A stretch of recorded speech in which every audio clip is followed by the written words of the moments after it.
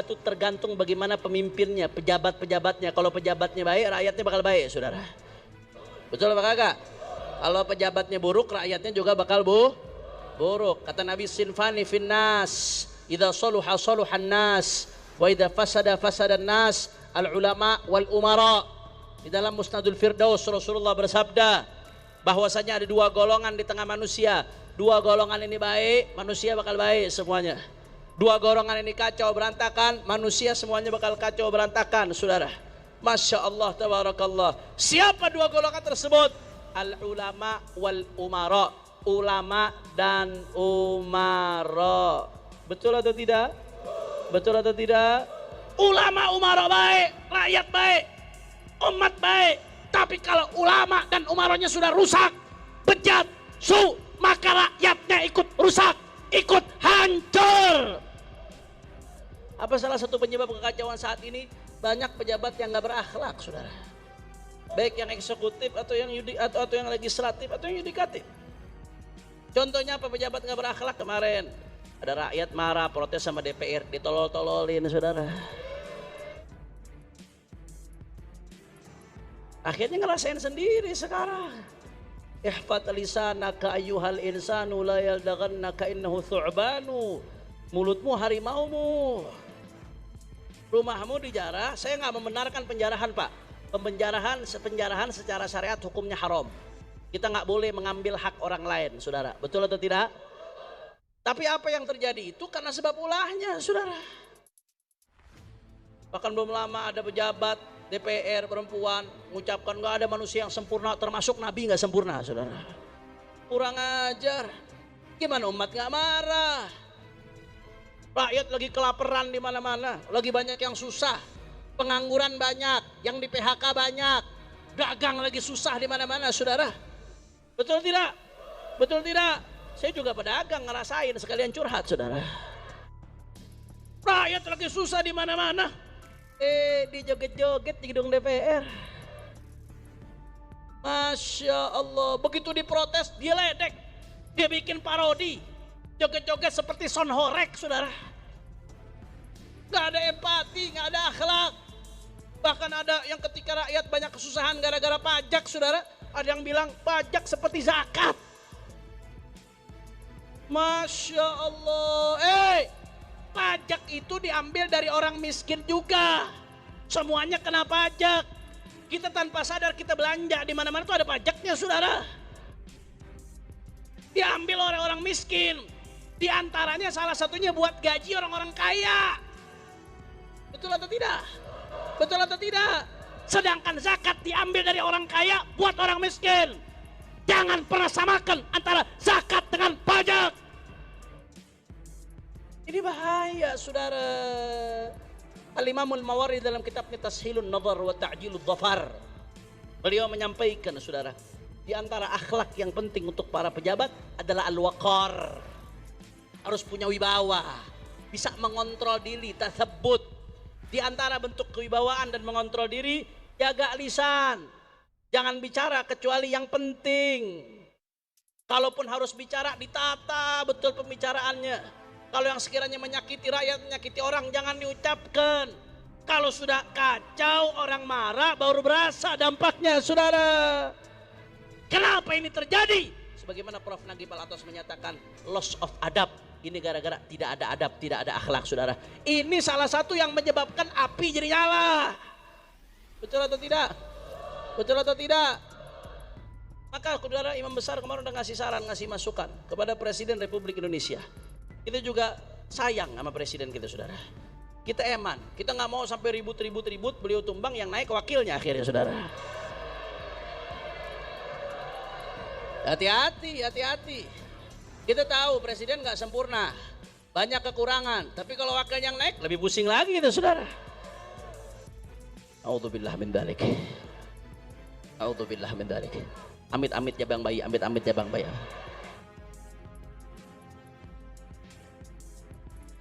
Makanya kita sayang, kita cinta. Kita nggak mau sampai hal-hal yang kita tidak inginkan terjadi di negeri kita. Imam Besar ngasih masukan kepada Bapak Prabowo Subianto yang kita cinta, yang kita hormati. Satu, tindak tegas pejabat-pejabat yang nggak berakhlak, saudara. Setuju? Kedua, tindak tegas, jangan lagi dipakai orang-orang lingkaran presiden yang onono. Jangan lagi dipakai, apalagi yang bermasalah, yang punya catatan pelanggaran HAM, yang punya berdarah-darah berkaitan dengan KM 50. Jangan dipakai lagi, saudara. Dan yang ketiga, masukan daripada beliau, presiden harus segera merangkul ulama, minta nasihat ulama, minta masukan ulama, bukan sekedar ulama yang berbahasa basi, bukan sekedar seremonial, bukan yang penjilat, tapi ulama yang betul-betul menyampaikan kebenaran walaupun itu pahit, karena kebenaran walaupun pahit adalah obat, sedangkan kebohongan walaupun manis adalah penyakit, saudara. Betul atau tidak? Betul atau tidak? Makanya saudara, beliau menyampaikan kemarin kepada umat, menyampaikan, ini bagaimana Habib? Apakah kita bergerak atau seperti apa? Tunggu saudara, hati-hati. Ini saat ini banyak yang menunggangi. Saat ini banyak penumpang-penumpang gelap. Umat jangan sembarangan bergerak kecuali kalau ada komando dari para ulama, saudara. Betul? Betul? Kita nggak mau pergerakan yang nggak jelas arahnya, kita nggak mau, saudara. Kita mau berharap gerakan ini bermanfaat buat bangsa, buat umat, saudara. Maka jangan sembarangan bergerak kecuali kalau sudah ada komando ulah. Ini buat yang ngaji-ngaji nih, buat yang di majelis-majelis taklim nih. Jangan bergerak kecuali ada komando ulah. Ada komando dari imam besar kita, Al-Habib Muhammad Rizik bin Husain bin Syihab. Itu yang pertama, saudara. Dan yang kedua, yang terpenting saat ini, beliau menyampaikan jaga kampung-kampung kita, jaga desa-desa kita, jaga kota-kota kita. Ini anak-anak laki buat siskamling di malam hari, saudara. Buat pada malam hari saat ini, saudara. Buat pos-pos penjagaan, buat siskamling, jaga pesantren, jaga majelis. Ada yang bilang, Habib, kan udah ada polisi yang ngejagain. Polisi sekarang jaga dirinya aja lagi bingung, saudara. Jangan ngandelin, jangan. Jaga diri masing-masing, saudara. Jaga kampung kita masing-masing. Kalau ada coba-coba perusuh yang mau merusak kampung kita, mau mengganggu kampung kita, lawan. Jaga kampung kita dari orang-orang yang mau merusak, saudara. Takbir! Takbir! Ayo jaga, waspada, saudara. Kita jaga negeri kita masing-masing. Oh enggak, Habib, kapan ulama bergerak? Habaib bergerak, kiai bergerak. Oh enggak, ulama enggak bakal ninggalin negeri. Habaib kita, para kiai kita enggak bakal ninggalin negeri. Mereka cuma berhati-hati, jaga-jaga, nggak mau sampai bergerak, tapi arah pergerakannya salah, saudara. Kita pengen pergerakan kita arahnya betul-betul benar. Dan mesti waspada, hati-hati. Kalau suatu saat, na'udzubillah min dalik, mudah-mudahan fitnah segera redam insyaallah. Tapi kalau sampai fitnah ini makin parah, makin dahsyat, negeri nggak bisa lagi dikendalikan, maka ulama bersama umat wajib untuk turun, wajib untuk jaga negeri kita Indonesia, jangan sampai diacak-acak oleh para pengacau, saudara. Takbir, takbir, takbir. Maka saya mau tanya semua masyarakat Bogor, siap bersatu, siap bersatu, siap rapatkan barisan, siap jaga Indonesia, siap jaga Bogor, siap jaga negeri kita. Kalau sampai Indonesia membutuhkan kita, kira-kira maju atau jangan? Maju atau jangan? Kalau ada yang sampai mau mengacak-acak negeri kita, diamkan atau lawan? Diamkan atau lawan? Siap nunggu komando ulama? Siap nunggu komando imam besar? Semua angkat tangannya, takbir! Takbir! Takbir! Sallu ala nabi. Allahumma salli wa sallim wa barik alaihi wa ala alihi wa ashabihi. Maka oleh karena itu sebagai penutup, mari sama-sama saudara kita baca sholawat. Mudah-mudahan dengan berkah sholawat negeri kita dijaga oleh Allah. Negeri kita aman, negeri kita damai, negeri kita adil. Pemimpin-pemimpin kita dikasih taufik dan hidayah. Pejabat-pejabat kita dikasih taufik dan hidayah. Ulama-ulama kita dikasih taufik dan hidayah. Umat juga selalu mendapatkan taufik dan hidayah. Dan mudah-mudahan dengan barokah sholawat, orang zalim biar ribut sama orang zalim. Umat Islam selamat. Para ulama selamat. Bangsa Indonesia selamat. Dan juga barokah sholawat insya Allah. Mudah-mudahan saudara-saudara kita di Palestina dijaga oleh Allah. Jujur, saya sangat setuju dengan apa yang tadi disampaikan oleh Habib Hanif Alatas. Dan ini bukan soal sentimen pribadi ke satu atau dua orang, tapi ini soal keresahan kita bersama sebagai rakyat. Coba deh kita lihat bareng-bareng. Berapa kali kita lihat di berita atau di media sosial, ada pejabat yang mengeluarkan statement yang seolah-olah meremehkan penderitaan rakyat. Berapa kali kita lihat gaya hidup yang super mewah dipamerkan, di saat banyak saudara kita masih berjuang untuk makan di hari esok. Itu bukan cuma soal, oh dia kaya raya. Bukan, itu soal kepantasan, soal empati. Disinilah letak pentingnya adab dan akhlak yang sering disebut-sebut itu. Adab itu bukan cuma soal sopan santun, cium tangan, atau bicara halus. Adab bagi seorang pemimpin, bagi seorang pejabat publik adalah kemampuan untuk menempatkan diri, merasakan apa yang rakyat rasakan, berpikir 1000 kali sebelum berucap atau bertindak. Apakah ini akan menyakiti hati mereka? Apakah ini pantas saya lakukan sebagai pelayan mereka? Dan inilah poin yang paling penting, yang seringkali mungkin mereka lupakan. Gaji bapak dan ibu pejabat yang terhormat, fasilitas mewah yang Anda nikmati, mobil dinas yang Anda pakai, perjalanan dinas yang Anda lakukan, itu semua berasal dari mana?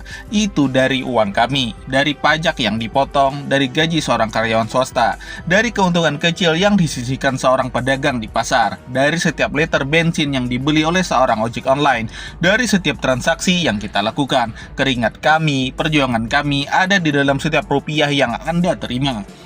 Jadi ketika ada perilaku atau ucapan yang tidak pantas, rasanya itu seperti dikhianati.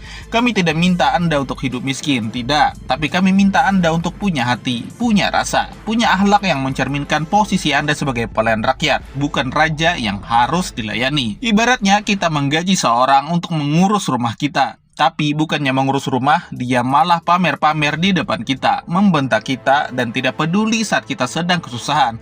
Kira-kira apa yang akan kita rasakan? Sakit hati? Itu pasti. Jadi apa solusinya? Apakah semua pejabat harus masuk pesantren kilat? Ya, kalau perlu, kenapa tidak? Tapi yang lebih penting adalah kesadaran dari dalam diri itu sendiri. Kesadaran bahwa jabatan itu adalah amanah, sebuah beban berat yang akan dipertanggungjawabkan bukan hanya di dunia, tapi juga di hadapan Tuhan Yang Maha Esa. Belajar adab dan akhlak lagi itu artinya belajar mendengar, bukan hanya mendengar laporan ABS, yang artinya asal Bapak senang, tapi benar-benar turun dan mendengar keluh kesah rakyat. Belajar merasa saat rakyat menjerit karena harga kebutuhan pokok naik. Anda harus ikut merasakan sulitnya, bukan malah mengeluarkan pernyataan yang menyalahkan keadaan. Belajar sederhana itu juga perlu, karena kesadaran seorang pemimpin akan menumbuhkan cinta, bukan malah menciptakan jarak dan kecemburuan sosial. Negeri ini dibangun di atas fondasi keluruhan budi. Para pendiri bangsa kita adalah orang-orang yang punya adab dan akhlak yang luar biasa. Maka dari itu, sudah saatnya kita kembali ke akar itu. Jadi inti dari video ini adalah bukan untuk menghujat, sama sekali bukan. Ini adalah pengingat untuk para pejabat, dan juga pengingat untuk diri kita sendiri, untuk terus bersuara dengan cara yang baik ketika melihat sesuatu yang tidak pantas. Ini adalah bentuk cinta kita pada Indonesia, karena kita ingin negeri ini diurus oleh orang-orang yang tidak hanya pintar otaknya, tapi juga luhur adab dan mulia akhlaknya. Nah, gimana menurut kalian? Apakah kalian merasakan hal yang sama? Tulis pendapat kalian di kolom komentar.